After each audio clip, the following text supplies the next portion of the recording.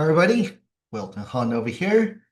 One of the most expensive mistakes a business owner can make after a Google update is reacting to a theory before understanding the facts. Google recently completed a spam update, and almost immediately people began offering confident explanations about what it targeted. Some blamed AI, others blamed links or a certain type of content. The challenge is that Google confirmed very little beyond the fact that the update was global and related to its spam detection systems. That matters because not every ranking um, like decline has the same cost. A spam update looks for tactics that violates Google's rules and conditions. A broader core update re evaluates quality and relevance. The normal ranking movements can also happen without either one being the direct cause.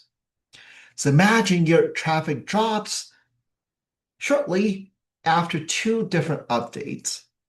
If you assume the newest update cost everything, you might delete useful pages or rewrite content that was not creating a problem.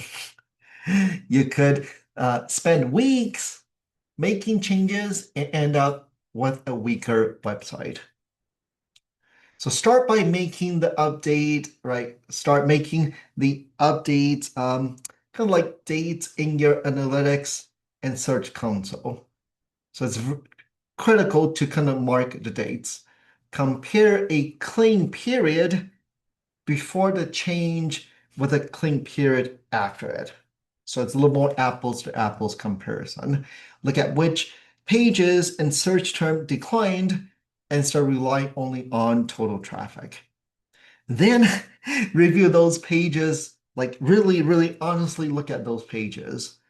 Were they created to answer real customer questions, or were they there mainly there to capture rankings? Are they useful or repetitive and thin content? The goal is not to make your website look different after every update. The goal is to keep building a website that deserves to remain visible. I'm Walton Han. Have you noticed a meaningful ranking change recently? Follow me for more practical marketing insights that help you make better business decisions. Feel free to reach out anytime.